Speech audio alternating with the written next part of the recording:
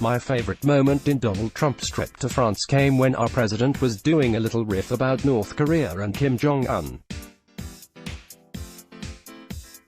Not only had he come to know Kim well, Trump told reporters, the First Lady has gotten to know Kim Jong-un and I think she'd agree with me, he is a man with a country that has tremendous potential. Melania Trump has never met Kim Jong-un. Paging the cleanup crew, President Trump confides in his wife on many issues including the detailed elements of his strong relationship with Chairman Kim. His press secretary, Stephanie Grisham, explained. And while the First Lady hasn't met him, the President feels like she's gotten to know him too. Definitely the most creative explanation of the week for stuff Trump makes up. Second prize may also go to Grisham, who tried to clear up her boss's wildly meandering positions on China trade. After going back and forth several times, the president was asked if he was having second thoughts, or third, or 18th, about the tariff war. He replied, "I have second thoughts about everything," apparently not the message the White House was hoping to send. The president responded in the affirmative, because he regrets not raising the tariffs higher, said Grisham.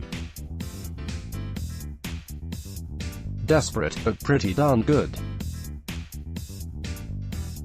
So much better than what Treasury Secretary Steve Mnuchin came up with. He has no second thoughts, no second thoughts. Trump's long and kind of scary news conferences were just about the only news coming out of the meeting of major industrialized countries known as the Group of Seven. Any attempt to come up with a united stand on climate change, Iran, trade, etc., was torpedoed by American intransigence.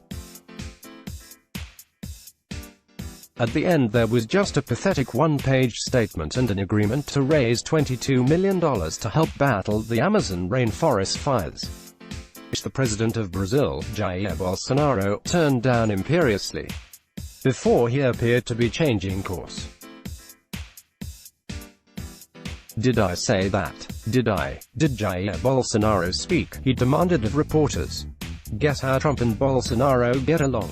Great pals. Bingo. If anything important came out of the Group of Seven meeting, it was probably further evidence that our president is getting worse. We know, of course, that he makes things up and doesn't try to correct himself even when the whole world knows he's wrong.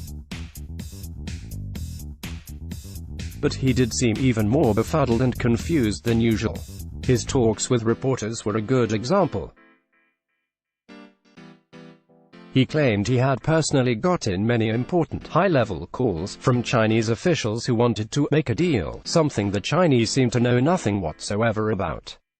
On this occasion Mnuchin, playing the part of translator, said something vague about how there had been some sort of communication. Too bad he wasn't creative enough to tell the world that the Chinese and Trump had become so close they could exchange thoughts without having to pick up the telephone.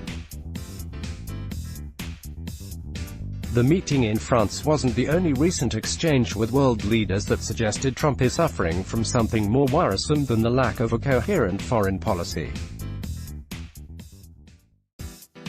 Back in April, after talking with NATO officials in Washington, he said that despite his complaints about Germany, he had great respect for the country from which his father emigrated.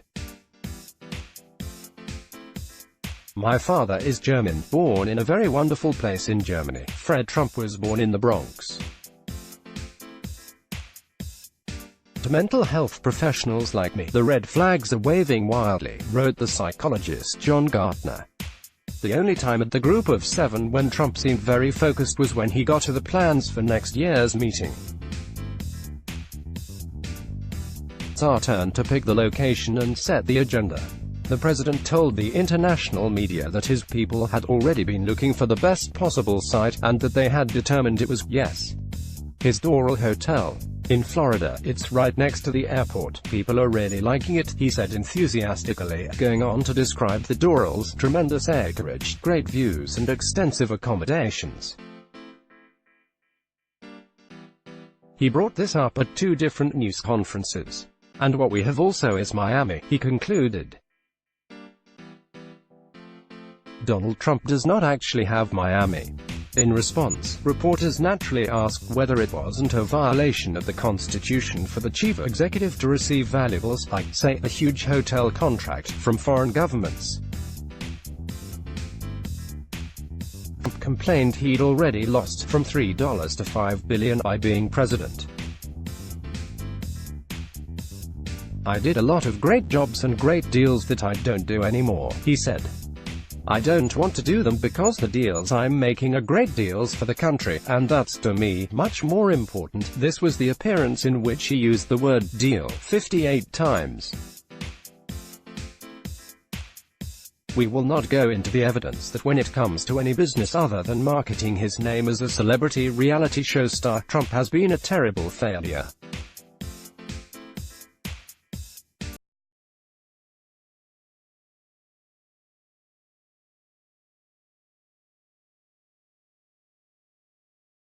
The Times is committed to publishing a diversity of letters to the editor. We'd like to hear what you think about this or any of our articles. Here are some tips. And here's our email: letters@nytimes.com. Follow the New York Times opinion section on Facebook, Twitter, @NightOpinion, and Instagram. Let's block ads. Why?